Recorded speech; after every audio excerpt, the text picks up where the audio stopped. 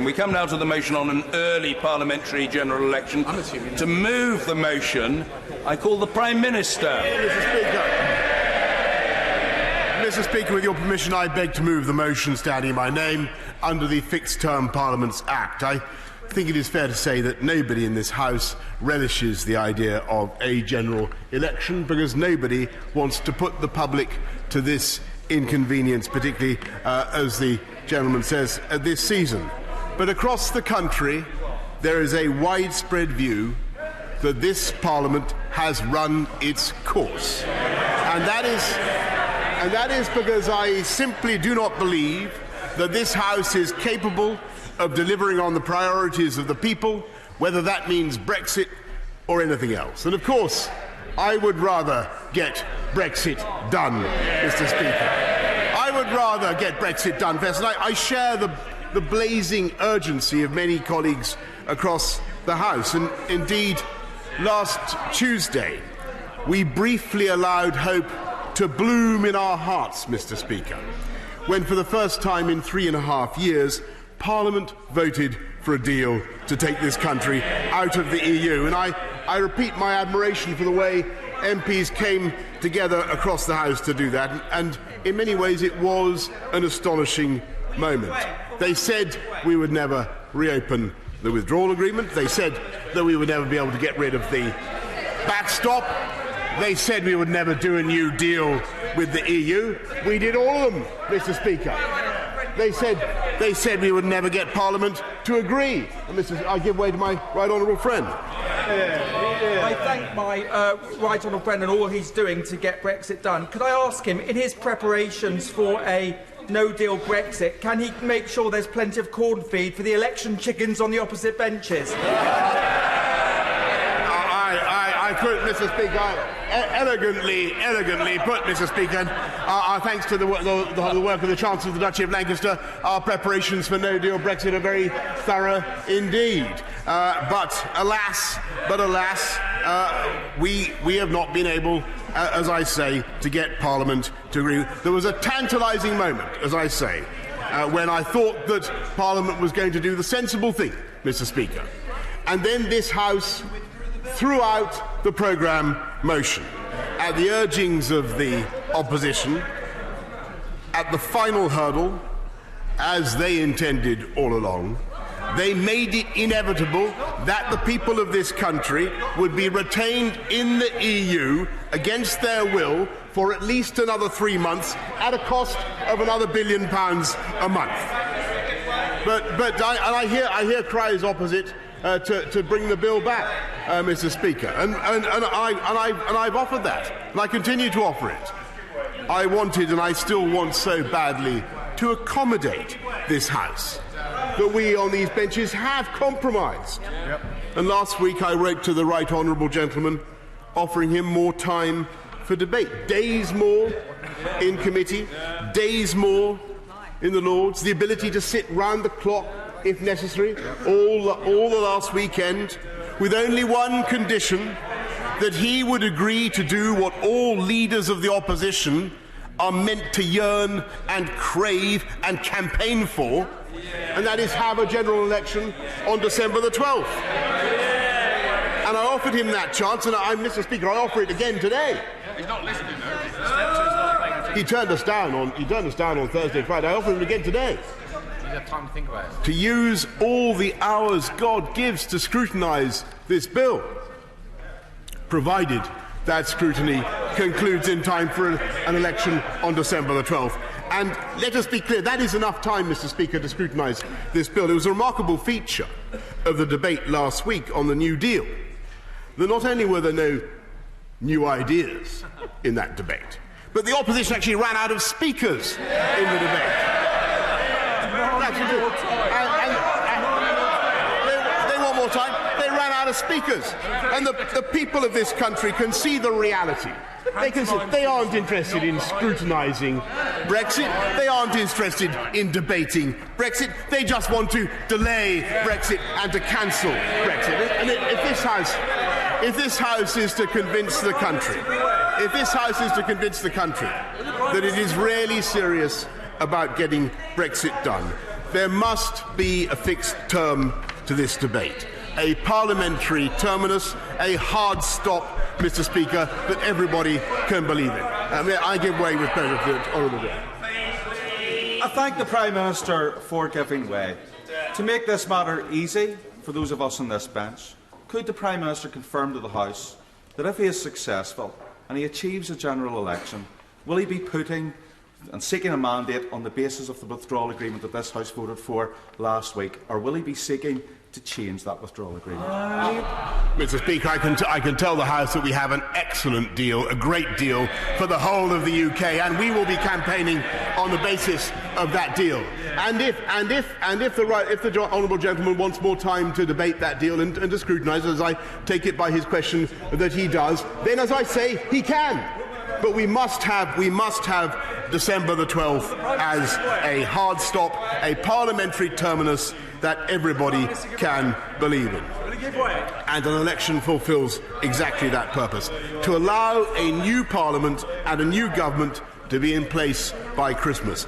Because, Mr. Speaker, without that hard stop of an election, without that moment of truth, the electorate will, I'm afraid, have a sense that we're all like Charlie Brown, endlessly running up to kick the ball, only to have Parliament take it away, whisk that ball away yet again, only to find that Parliament is willing to go on delaying and delaying to January, to the end of January, to February and beyond. And the frustration will go on, Mr. Speaker.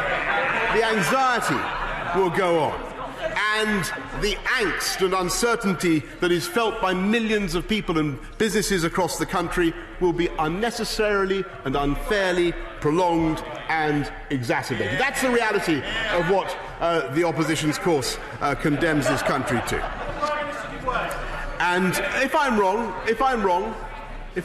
then the remedy is very simple, Mr. Speaker.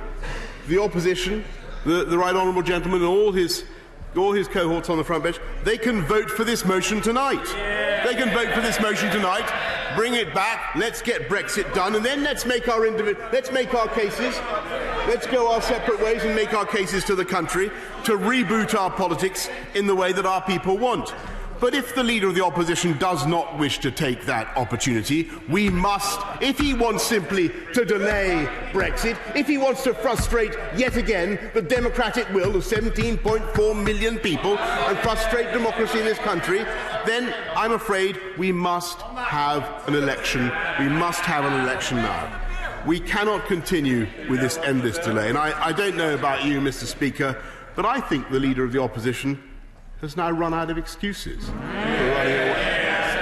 running away from it. First, he said of the BEN Act, and I quote, he said, "Let this bill pass and gain royal assent, and then we will back an election." The bill passed and gained royal assent, but he still shrank from an encounter with the voters. Then he said we would wait until the act had been complied with. The letter was sent over a week ago, not my letter, of course, but Parliament's letter, and he's still coming up with ever more ludicrous excuses for hiding from the British people. Now he says we've got to take no deal off the table at the end of the transition period in December 2020. Let me repeat that. He wants to take no deal off the table at the end of the transition period in December 2020. And of course, I think his so-called anxieties are absurd, because I'm confident that we'll negotiate a fantastic new trade. Well, if you'll vote for this motion, we'll bring it back, Mr. Speaker. I'm confident that we'll negotiate a fantastic new trade deal that will bring thousands of new jobs to businesses and communities across this country. But even if he disagrees,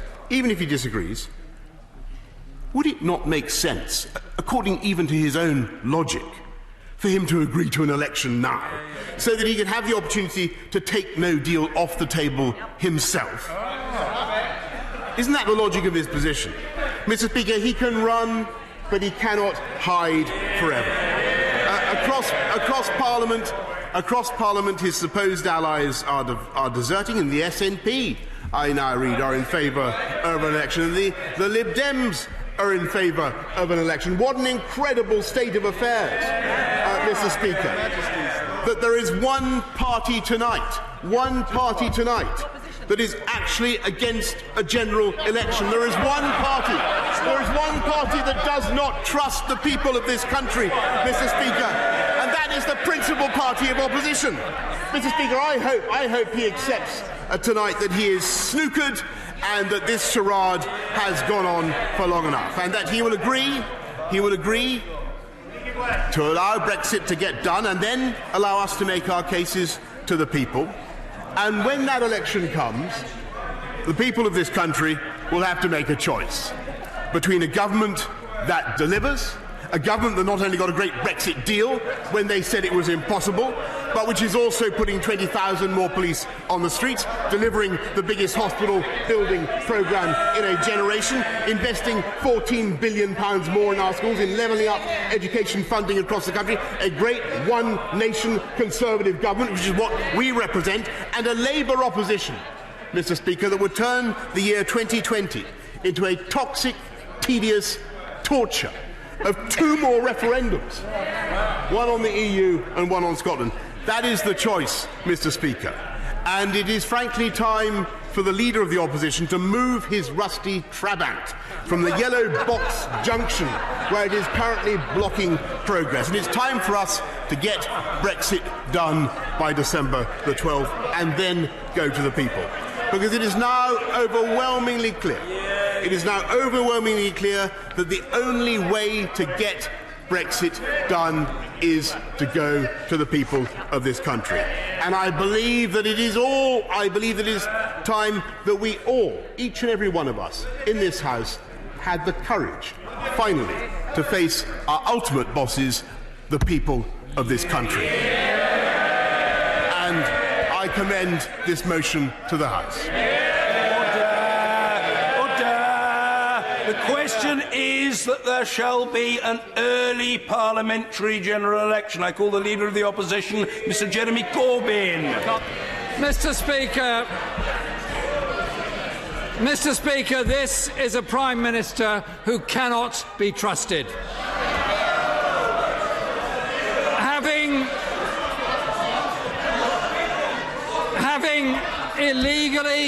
Having illegally prorogued Parliament for 5 weeks for his Queen's speech, he now abandons that Queen's speech. He got his deals through a second reading, then abandoned it. He promised us a budget on the 6th of November, and then he abandoned that too. He said that he would never ask for an extension, and he said he'd rather die in a ditch. Another broken promise. Mr. Speaker, every promise this Prime Minister makes, he abandons. He said he would take us out of the European Union by the 31st... Order. Let's have some measure of decorum in the debate. The Leader of the Opposition. Mr. Speaker, he said he would take us out of the European Union by the 31st of October, do or die. He spent £100 million, Mr. Speaker, £100 million on an advertising campaign to leave on the 31st of October, but failed to deliver. And this is serious, Mr. Speaker. The National Audit Office says it failed to resonate. I ask the Prime Minister, I ask this House, with that £100 million, how many nurses could have been hired? How many parcels could have been funded at food banks? How many social care packages could have been funded for our elderly? He has failed because he has chosen to fail, and he now seeks to blame Parliament. £100 million of misspent public money.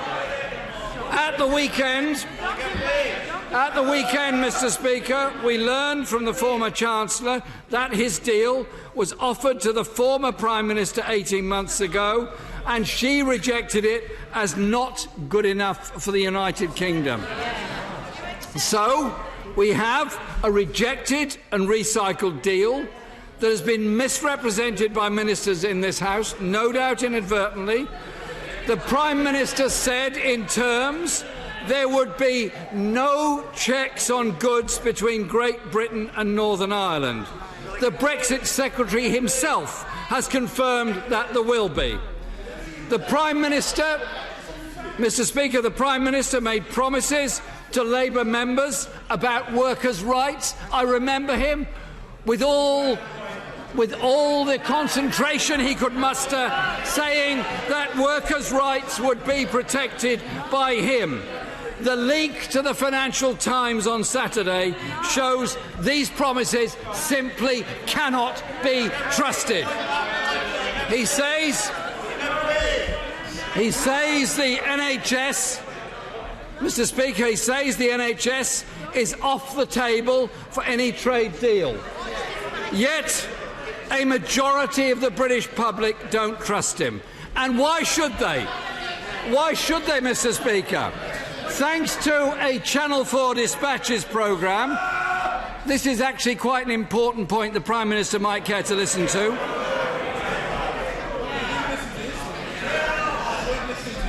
I'll go through it again. Thanks to... Order. The right honourable gentleman is entirely at liberty to do so. If there are people trying to shout the Leader of the Opposition down, stop it. It's deeply low grade. The Leader of the Opposition. Mr. Speaker, as I was saying, thanks to a Channel 4 dispatches programme, we learn that secret meetings have taken place between... The member opposite may find this funny, but actually it's quite serious for our National Health Service. We learn, Mr. Speaker, that secret... Sorry, point of order, Michael Fabricant. I understand, Mr. Speaker, that the enunciators may not have been working in the offices of Labour MPs, because most of them have not chosen to turn up today. Can that be investigated? It doesn't need to be investigated at all.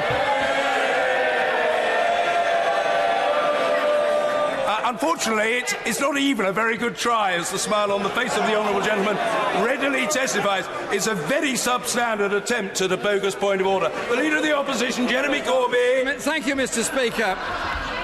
Because I think this section is very important, I'll go through it again. The Channel 4 dispatches programme has told us that we learn secret meetings have taken place between government officials of the UK government and representatives of US pharmaceutical firms, where the price of National Health Service drugs has been discussed. Mr. Speaker, we have a Prime Minister who will say anything, do anything to get his way. He will avoid his responsibilities. He will avoid his responsibilities, break his promises to dodge scrutiny. And today he wants an election and his bill. Well, not with our endorsement. He says he wants an election on the 12th of December, though how can we trust him? How can we trust him that he will stick to that date? When we do not yet have legal confirmation of the extension. The Prime Minister has not formally accepted, and the other 27 have not confirmed following that acceptance. The reason I'm so cautious is quite simply I do not trust the Prime Minister. A 12th... Order. I don't know whether the Prime Minister was seeking to intervene. Mr. Speaker, Mr. Speaker, I'm afraid that the right honourable gentleman leader of the opposition is mistaken. As I always said, this government obeys the law. We comply with the law, and that has taken its course. Parliament asked for this delay. Now it's up to him to go to the country in a general election. That's what he should do.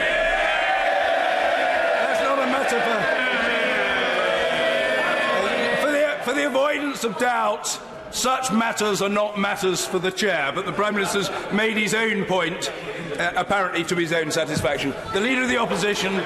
I simply say this to the Prime Minister. If he always obeys the law, why was he found guilty by the Supreme Court?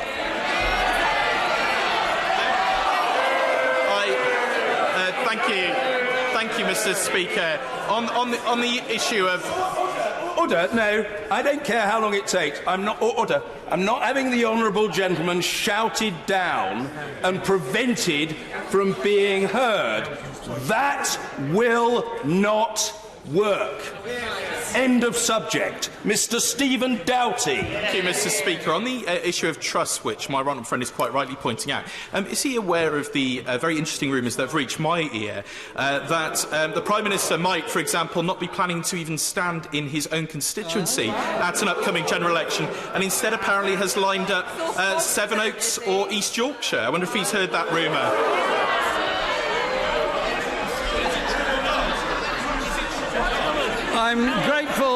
I'm grateful to my friend for his intervention. I would put nothing past the Prime Minister.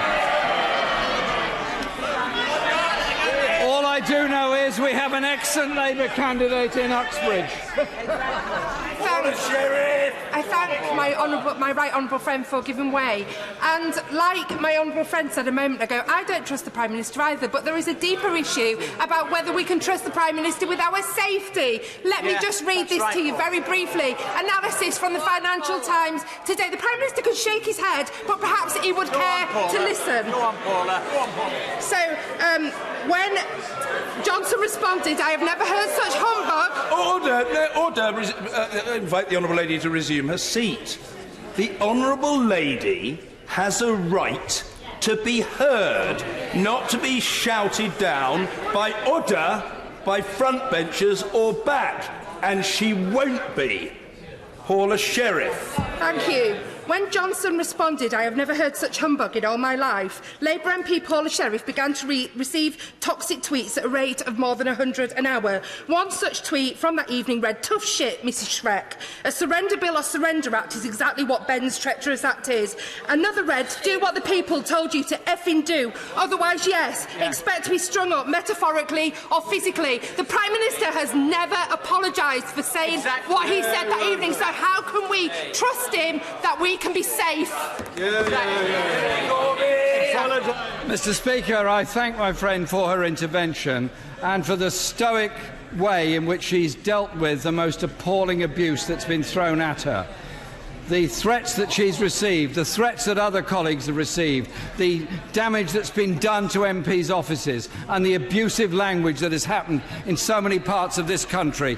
And I will be happy to give way to the Prime Minister now if he wants to get up and apologise to my friend for what he said about her during that debate. Well, Mr. Speaker, the Prime Minister has an opportunity to apologise for the language he used. He seems unable to do so. The treatment she received was disgusting by any standards. And I would also point out that numbers of... I'll happily apologise if the Shadow Chancellor would, for instance, apologise for inviting the population to lynch the Secretary of State for Work and Pensions. Well, sorry seems to be the hardest word, doesn't it? Mr. Speaker.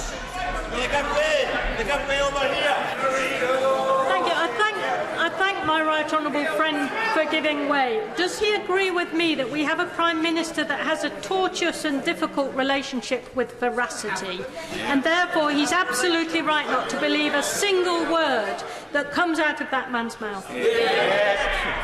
I thank my friend for that intervention, and she is right. That is why many of us are very cautious at believing anything the Prime Minister said. We want it tied down before we agree to anything. The 12th of December election is less than a fortnight before Christmas, 9 days before the shortest day of the year. I'll come to you one second. The House must consider that in parts of this country it will be dark before 4 p.m. Many students will have just finished their term and gone home for Christmas. Well, actually, people having the right to vote is what an election is all about. And they risk being disenfranchised. I thank him for giving way. If we go back to workers' rights, and he correctly says the Prime Minister can't be trusting workers' rights, so can you explain why he'd backbench Labour MPs who said they secured workers' right concessions of the Prime Minister, why 19 of his MPs actually backed the withdrawal agreement, and if the Prime Minister is so incompetent, is there any point where he's not going to keep him in power? Mr. Speaker, the Prime Minister claimed he would defend workers' rights. All the information in the Financial Times at the weekend suggests that he will not do that at all.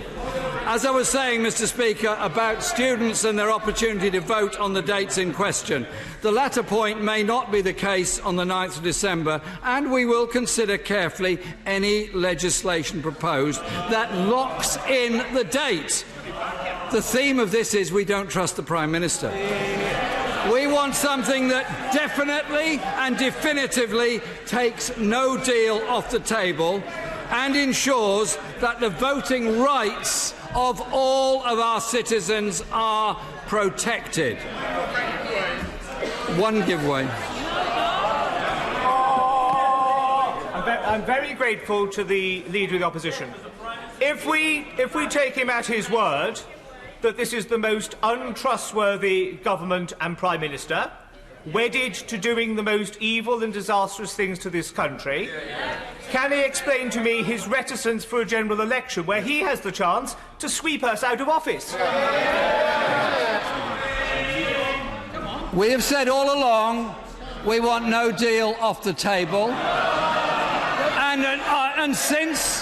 and since there is so little trust in this Prime Minister, we will agree to nothing until it's clear and concrete exactly what is being proposed. And so, Mr. Speaker, we agree that an early election is necessary, but also seek good reason, since no general election has been held in December since 1923. Mr. Speaker, the Prime Minister has a bill to deliver. He has a budget to present. He has a Queen's speech, which he himself told us was vital. He should, for once in his life, stick to his word and deliver. He says in his misogynistic way that people should man up. A bit rich for a Prime Minister who at every turn refuses to face up to his responsibilities and serially breaks his promises.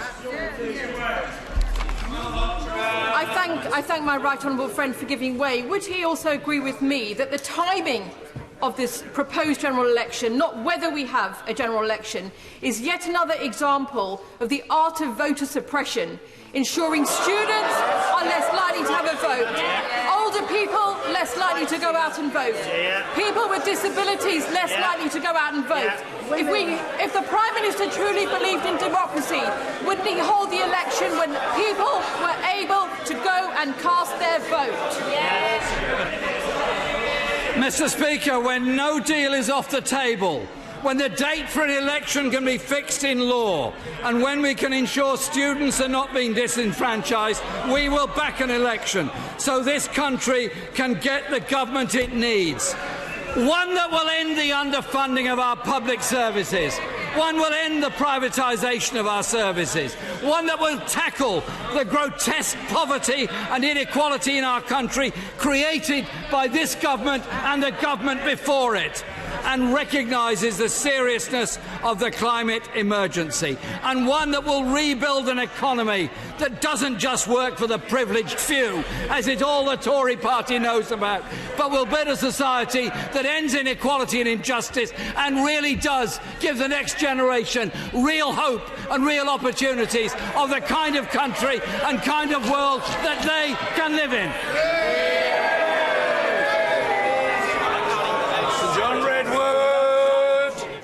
Mr. Speaker, This Parliament is once again misjudging the mood of the public.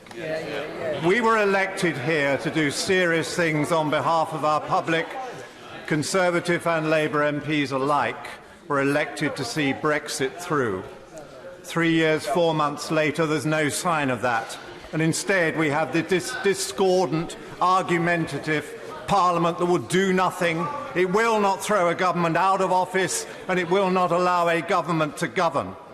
We owe it to the British people either to allow our government to govern or to let the British people decide on a better group of MPs who can form a government and can do positive things for our country. I give way.